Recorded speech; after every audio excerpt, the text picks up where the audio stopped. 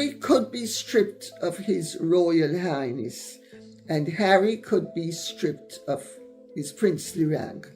And it could be done very simply. The king could simply declare that hereafter, and it could simply be something that he can just do. He's allowed to do it.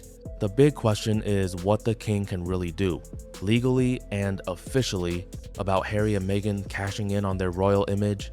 And Lady Colin Campbell speaks on this with serious authority after years of studying how the monarchy actually works. She breaks it down from a legal and historical angle, making it clear this is not just gossip, it is rooted in real structure and power.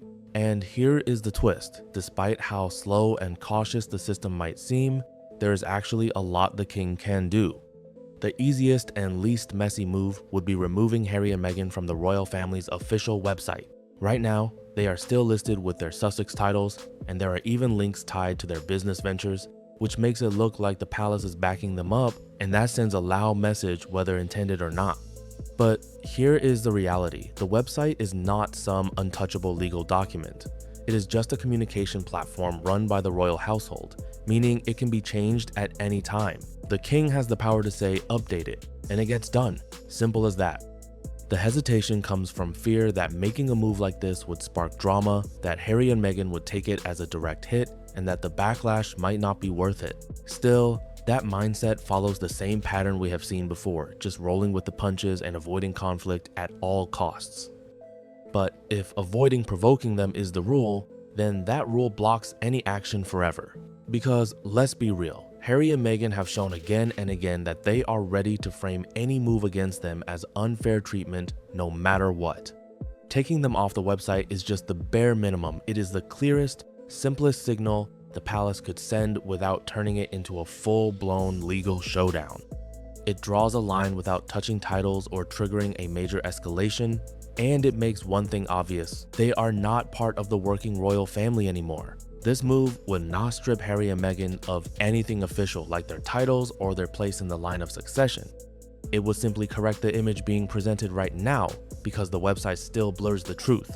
At the moment, it quietly suggests they are still connected in an official way, when in reality, they are operating completely independently with no royal backing at all. And that is the key issue. It clears up the confusion and shuts down the idea that their business moves have any approval from the royal family. No more mixed signals, no more quiet association. It is a clean break in how they are presented to the world. Now, when it comes to the bigger issue, their titles, that is where things get more serious. And this is where Campbell brings in the history most people miss. Harry should or would be happier living in Montana, doing his occasional, he doesn't say occasional, but I'm going to say occasional charity work and, a life of service. When I'm not stoned, I like to sort of pretend that I'm not pretending. I really enjoy being a prince. It goes all the way back to King George V in 1917, when he issued the letters patent that reshaped who gets to be called a prince or princess and who gets the style of royal highness. By formal order, George V made it clear that only the children and grandchildren of the monarch through the male line would hold those titles, locking in rules that still matter today. With one move of the pen, royal titles were reshaped in a major way. Several extended family members lost their princely status, including Prince Alistair of Connaught, who was directly connected to Queen Victoria's line. That moment proved something powerful. The monarch is not stuck. They can redraw the rules when needed. And that precedent matters now more than ever. It shows the sovereign has the authority to change these titles through an order in council, without dragging it through parliament or setting off a complicated legal battle. There is no need for drawn-out procedures when the mechanism already exists and has been used before. So in Harry's case, this opens a clear path. King Charles could issue a formal order stating that the titles of prince and the style of royal highness can be removed from individuals whose actions cross certain lines, especially when those actions involve commercializing royal status, damaging the monarchy's reputation, or going against the standards tied to those titles. The tools are already there, and the history backs it up. There is also a documented pattern of behavior that critics point to, raising questions about how royal status is being used in public and commercial settings. What is really missing is not power or precedent, it is the willingness to act. And this is where things get personal, because the difference in how Charles handles situations compared to the late Queen or Prince William comes down to style and approach, something Campbell points out very directly. The late Queen acted fast when it came to Prince Andrew. She pulled him from public duties and removed his Royal Highness style without hesitation.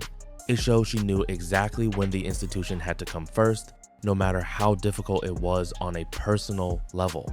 Behind closed doors, she could still be a caring mother, but in public, she stayed focused on the crown. That clear separation is where things shift with King Charles, at least according to Campbell.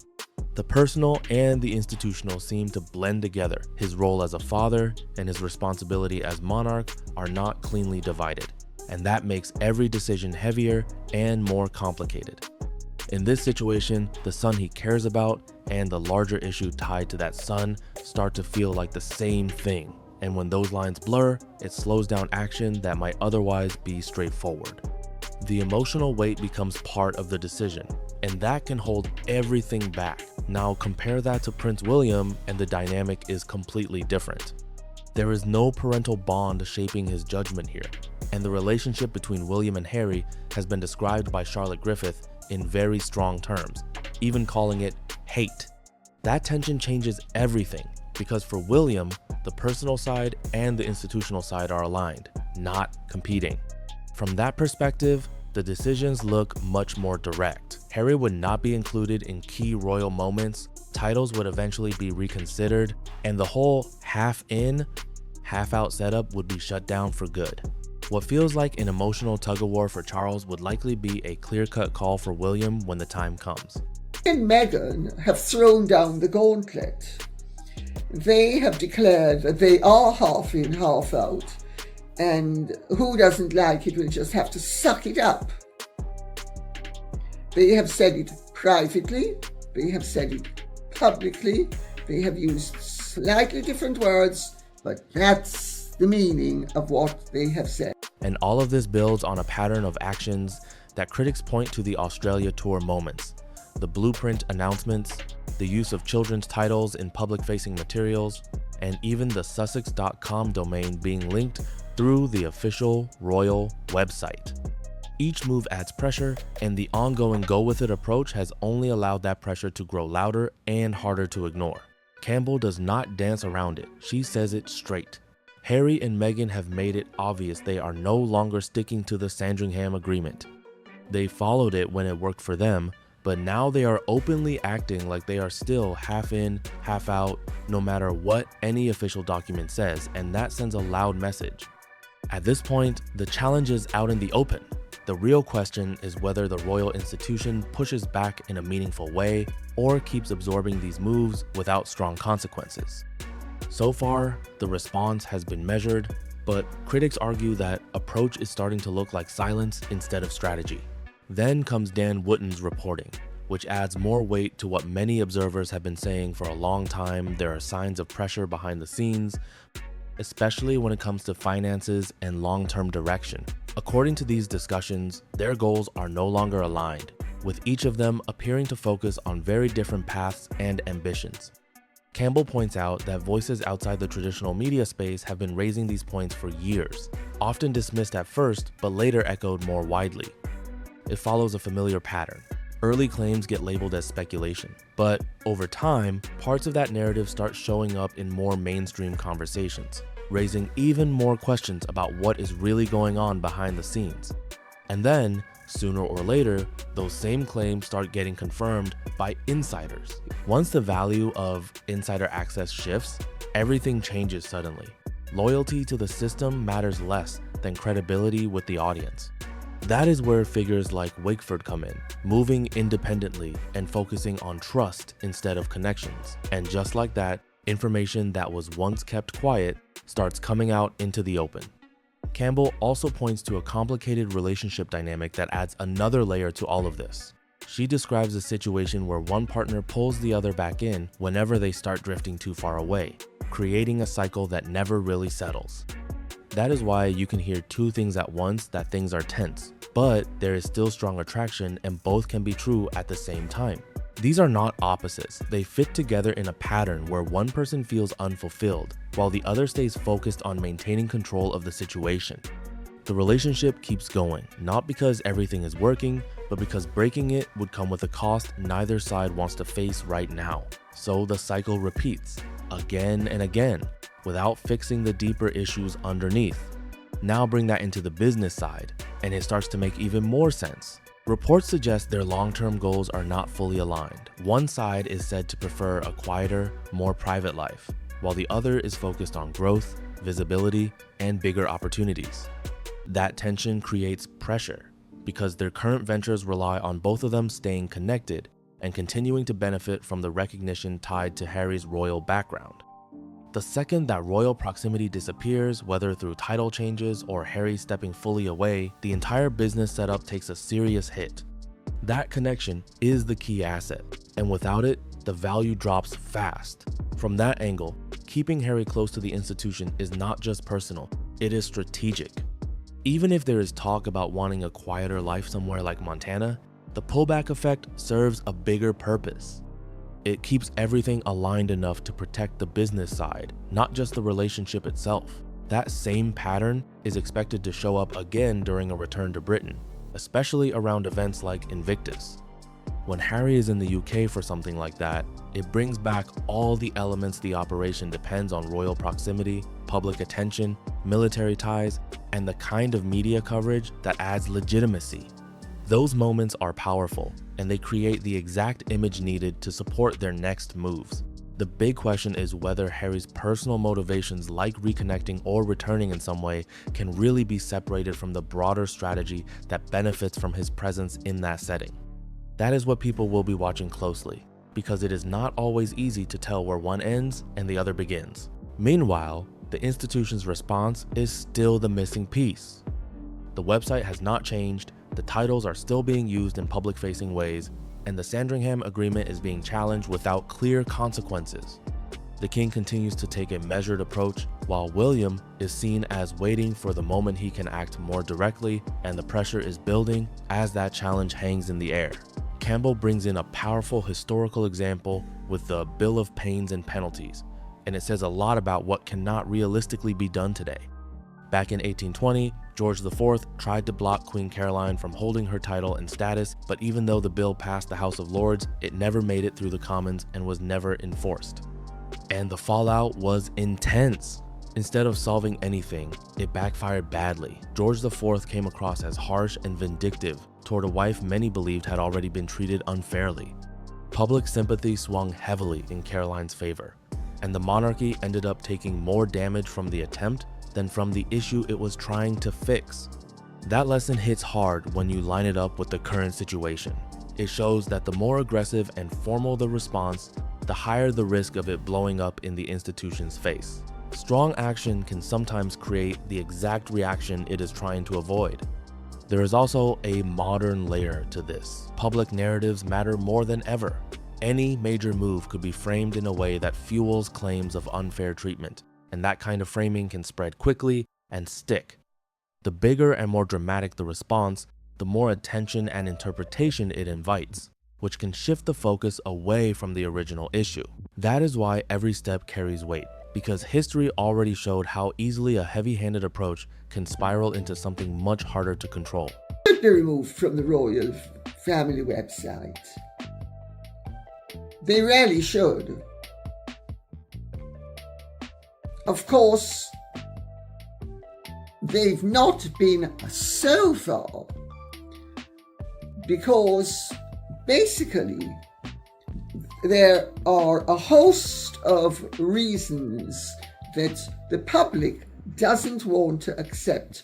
This is the tightrope Charles is walking right now, and it explains why smaller, steady moves may matter more than one huge dramatic decision. Adjusting things like the website, using an order in council, or sending occasional clear signals that certain behavior is not acceptable, those steps land without creating a massive public explosion that could spiral out of control. Because here is the risk. A big, dramatic move could instantly turn into a story that takes on a life of its own. The bigger the action, the bigger the reaction. And that kind of moment can be shaped and retold in ways that shift public perception fast. That is why the Order in Council stands out as the smarter tool.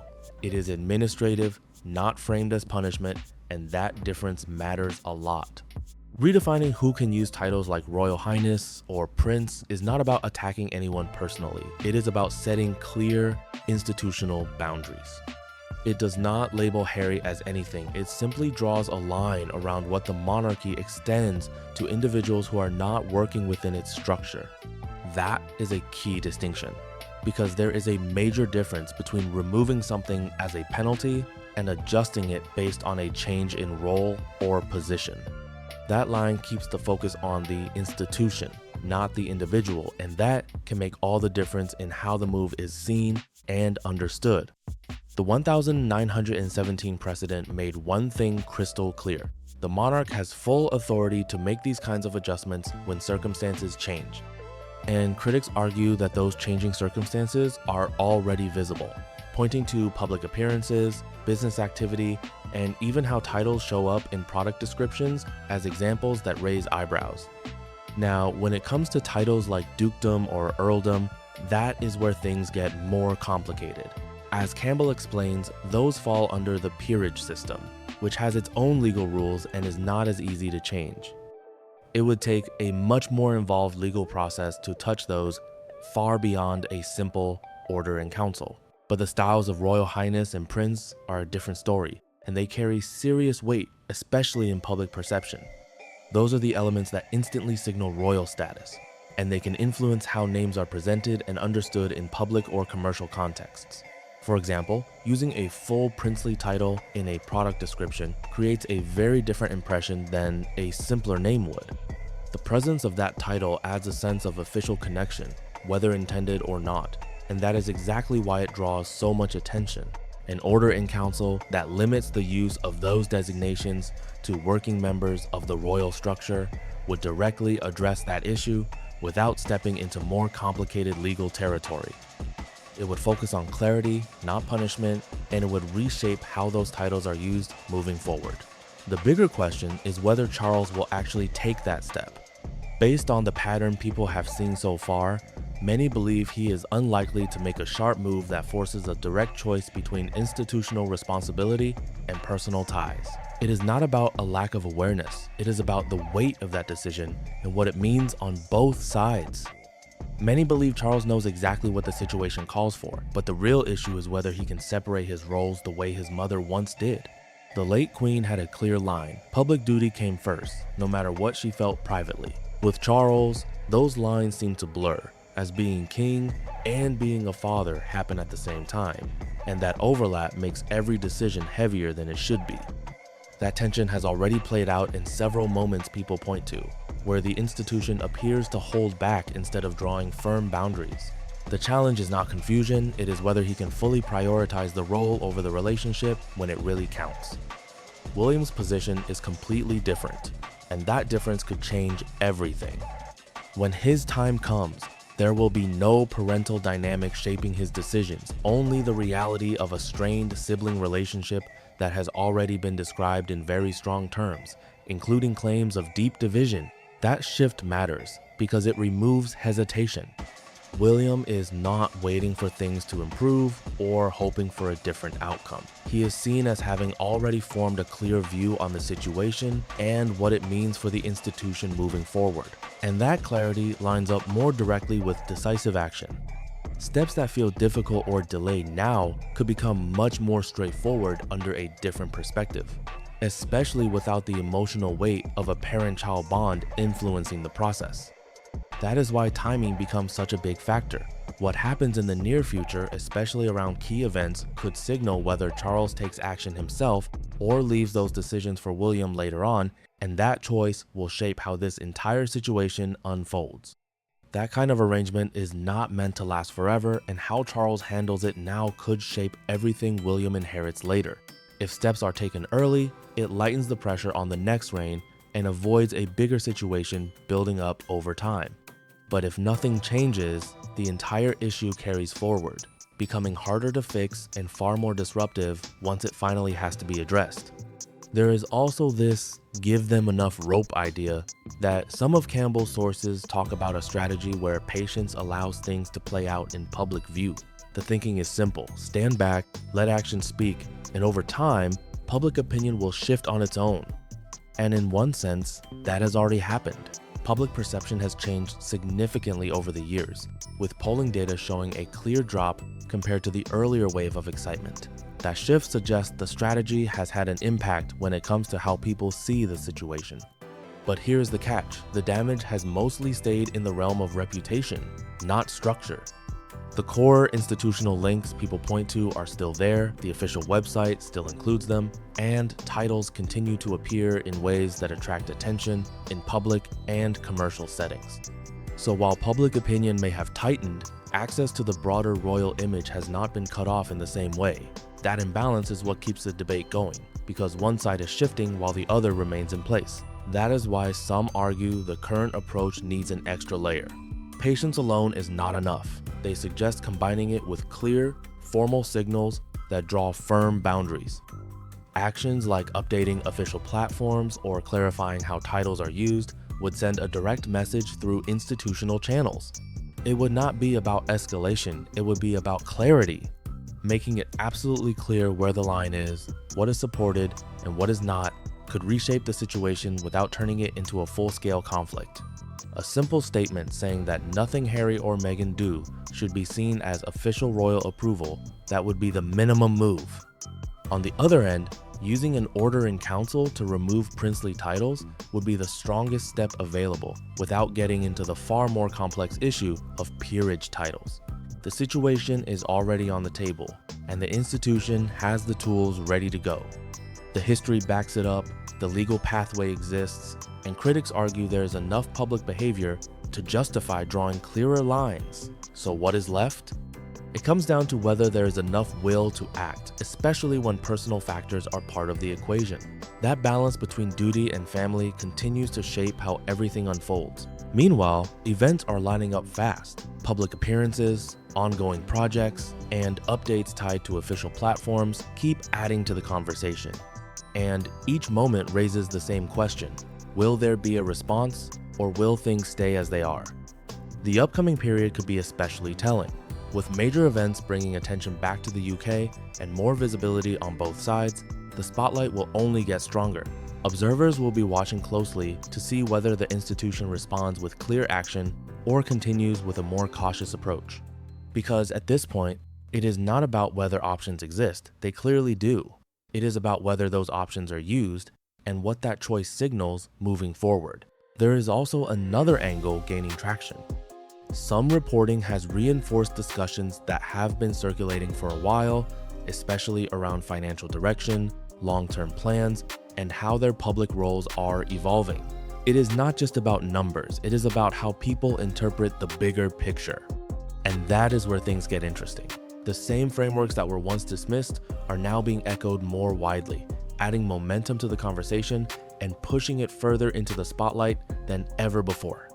If the people advising Charles do not even realize that an order in council can be used to remove princely titles, or they do not fully understand the 1917 precedent that clearly puts that power in the monarch's hands, then the real issue is not hesitation, it is lack of awareness. And if that is the case, then the tools are sitting there unused, not because they cannot be used, but because no one is confidently stepping forward to use them. Instead, the fallback becomes something far more dramatic and risky. Reaching for extreme measures like the Bill of Pains and penalties shows a misunderstanding of the system, because that route is not only outdated, it can backfire badly and create even bigger problems than it solves. This is where real institutional knowledge becomes critical. The people who truly understand how the monarchy operates, the letters patent, the orders in council, the difference between peerage titles and princely styles, are the ones who can point to smart, precise solutions that actually fit the situation. Without that level of understanding, decisions start leaning toward big, flashy moves that might look strong on the surface, but carry serious political risk underneath. And in a situation like this, The wrong move could shift the entire narrative in ways that are hard to control. That is why this moment matters so much, and why every decision, or lack of one, is being watched closely. If you want more breakdowns like this, make sure to like, subscribe, share, and drop your thoughts in the comments.